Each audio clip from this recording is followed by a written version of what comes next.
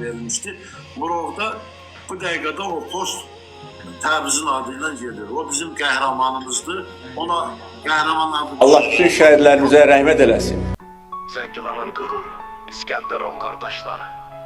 Ey xalqım, diqqət kəsilin.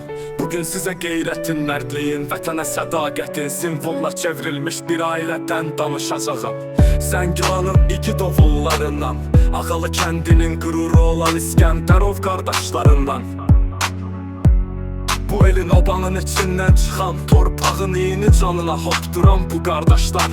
Səxavət maşallah və Mikail birinci Qarabağ müharibəsi alovlananda heç tərəddüd etmədən silaha sarıldılar. Vətən sağ olsun deyib ölümün üstünə getdilər. Onlar savaş meydanında yalnız düşmənlə yox, həm də qorxuyla döyüşdülər və qalib çıxdılar.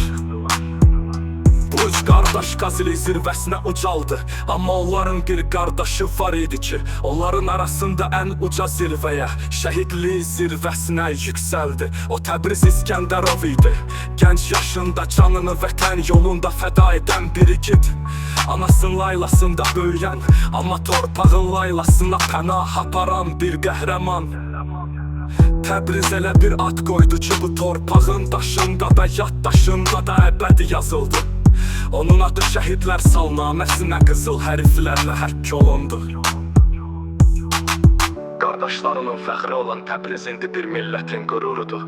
Onun ruhu hər dəfə bayrağımız qalxanda ucalır. Hər dəfə Qarabağ Azərbaycandır deyiləndə titriyir bu torpaq. İskəndərovlar ailəsi təkcə Ağalı kəndinin yox, bütün Azərbaycanın qeyrət simvoludur. Bu ailənin tarixini yazmaq Azərbaycanın qəhrəmanlıq kitabına